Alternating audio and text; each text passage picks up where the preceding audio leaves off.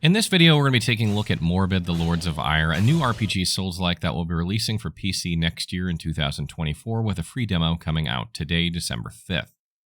Morbid, the Lords of Ire is being developed by Still Running and will be published by Merge Games, who have kindly sponsored this video, so a big shout out to them. And if you guys are interested in picking up the game or you want to check out the demo, be sure to use our link below to support the channel. Morbid, the Lords of Ire is a sequel to the Souls-like game Morbid, the Seven Acolytes, which differs greatly from its predecessor by adopting 3D graphics, departing from the isometric 2D perspective of the previous game. Morbid, the Lords of Ire endeavors to blend the essence of Souls-like gameplay with a distinct hack-and-slash approach, offering players a combat experience that retains some familiar elements from the Souls-like genre while adding its own twist. As Morbid, the Lords of Ire is a sequel to Morbid, the Seven Acolytes, it will be the continuation of the main heroine's story after defeating the Seven Acolytes in the first game. And a quick recap in case you didn't play that game, our heroine is the last survivor of the Strivers of Debram, and had trained since birth to defeat the Seven Acolytes and the Gahar gods that possess them. She returns as the Striver who has been given the duty to purge the world from the evil of the Acolytes, who have returned once again from the second advent of the Gahars in a new land named Ire. In the gameplay offered from the demo, I had about 2 hours of playtime in the first region, Rimehold, a snowy mountaintop area with grotesque monsters working under the Acolyte Morio Maneater. The full game, however, features 5 main levels with a semi-open world approach intended for exploration and discovery of secrets. The level design of Morbid, the Lords of Ire is simple, but interesting, with grotesque sights such as a ritual of a skinned human corpse right outside your spawn area. The new installment of Morbid sees the game make a transition to the 3D format, which is more popular with Souls-like games. There will be familiar elements such as the health and stamina bars located on the top left, and quick items on the bottom left, which is where your Stone of Debram healing item is located. You'll also have shrines, which act as checkpoints throughout the level that will allow for fast travel and the upgrading of your character. Combat is the main focus of the game, and it's an uncomplicated affair, with basic and heavy attacks, as well as deflecting damage or dodging, which all deplete some stamina. Every attack not only diminishes the enemy's health, but also damages their posture bar, and when their posture bar reaches 0, you have an opening to execute a lethal critical attack. There are, however, deeper mechanics to explore here.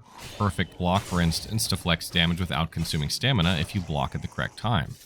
The Riposte feature allows you to execute a lethal counterattack, dealing huge health and posture damage if performed correctly. And you can, of course, backstab unsuspecting enemies if you sneak up on them. Interestingly, enemies are resistant and weak against some of these actions, such as the Skin Gatherers, who are resistant to backstabs thanks to the bag of skin on their back. This feature is quite fresh and gave me a panic attack when the guy I backstabbed took no damage whatsoever, and I got clobbered by the rest of the enemies surrounding him. Apart from that, I really enjoyed riposting as well as the critical attacks with the Rust Knuckles, which let me utterly pulverize enemies with a good old punch barrage. Going back to the heavy attack, it's not exactly just a bigger, heavier, more damage basic attack like you might find in other action games. Instead, it's a Rage Breaker attack which deals no extra damage, but serves the purpose of breaking an enemy's enraged state, a state in which they are unstaggerable by normal attacks and attack wildly. The only way to break the state is by hitting them with a Rage Breaker attack or using your Spectre Blaster, which is a gun which acts as a method of staggering enemies quickly in combat. All in all, the combat system of Morbid, the Lords of Ire provides a solid foundation for players to be rewarded for using its different systems effectively depending on the enemy's posture, resistances, and weaknesses. If this remains the case throughout the entire game, then that would be an impressive feat, to say the least. Morbid, the Lords of Ire has a slightly different leveling system to other RPGs as you upgrade your character through blessing slots instead of stats or attributes. Blessing slots and blessings provide 3 distinct passive boosts for your character. You can find up to 8 blessings in the game that are hidden in tomes scattered throughout the world. For example, you can find the Blessing of the Acrobat in Rimehold, which when equipped will bless you with a larger stamina bar, faster stamina regeneration, and remove stamina downtime. However, to be able to use blessings to their full potential and activate all 3 passive boosts, you need to spend skill points that you can gain by leveling up to unlock and enhance your blessing slots. This distinctive approach is very different from the conventional attribute min-maxing in other similar RPGs, introducing a system that provides more noticeable and tangible upgrades for your character. This might be one of my favorite aspects of Morbid so far. As you advance in the game, you'll find a variety of weapons totaling more than 30 in number and grouped into 4 categories: one-handed, dual-wielded, two-handed, and fist-worn. Each weapon also has 4 attributes: agility, which determines its stamina consumption, damage, which represents its overall damage, impact, which reflects its posture damage, and speed, which is its attack speed. In order to upgrade these weapons, players can socket special runes of ire that can change how the weapons perform. Runes can be slotted into weapons to increase one stat drastically while simultaneously slightly reducing a different stat. You can also permanently infuse runes into a weapon to gain 20% of all positive effects and 10% of all negative effects, and leave the rune slots open for other runes. I can definitely see unique builds being made to max out certain stats on a weapon to make it break the game, like extra speed or impact on a greatsword, while retaining most of its original damage. There is also a unique sanity system that builds upon the sanity system from Morbid the Seven Acolytes. Your sanity will play a role in the combat of the game, with enemies resurrecting from the dead as phantoms if you slip too far into insanity by taking too much damage. Meditating at shrines is therefore a necessity in order to manage this aspect, or not if you want more of a challenge. Soulslikes adopt an obscure narrative style where the context of the game and world are available to the player via item descriptions and optional NPC dialogues, and Morbid the Lords of Ire is no different.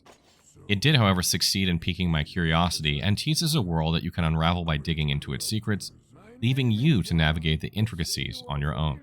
While the main questline and NPC dialogue gives some exposition, shout out to Professor Obesius, the lore behind descriptions is more intriguing, encouraging players to read into these on items, weapons, or my personal favorite, the monster descriptions in the menagerie. For example, you can discover that one of the enemy types you fight are minions of a cannibalistic tribe that gain animalistic features after heavy consumption of their comrade minions. Very wholesome.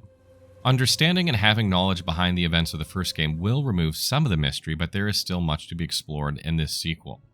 Morbid the Lords of Ire is very much a game where you are left to your own devices to figure the story out. There is no long-winded explanation or backstory to sit through at the start of the game, and it is simply in your hands how deep you want to go into the Morbid universe. Artistically, the game follows the tone set by its predecessor, committing to the dark fantasy style. Blood and gore is the aesthetic theme of the game, with carcasses and guts littered on the floor, bloody rituals seen around the environment, an NPC you save getting his limbs and skin eaten off, and other bloody atrocities. I think this environment fits the lore of the game very well, and is just a good match for a Souls-like game in general. Visually, Morbid the Lords of Ire is clear with high definition, allowing you to see all the details of the environment, though the graphics are by no means the best you will see in gaming. However, its environment is not trying to mimic realism, but instead a specific animation art style that captures the feeling of their previous installment, but now in 3D. I think generally they have succeeded here, and players should be mostly happy with what they see. Performance-wise, I ran into no frame drops or crashes and maintained a constant 120 FPS in-game with a GeForce RTX 3090 GPU, Ryzen 9 5950X CPU, and 16GB of RAM. It probably could go much higher, but there is no way currently to remove the FPS cap.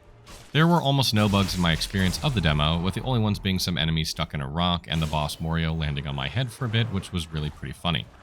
Obviously, as this is only a demo, bugs could pop up anywhere, and these things will be polished and corrected over time before launch. Final thoughts. Morbid the Lords of Ire is by no means the best Souls-like that I've ever played, but it's also an indie game and does not cost nearly as much money.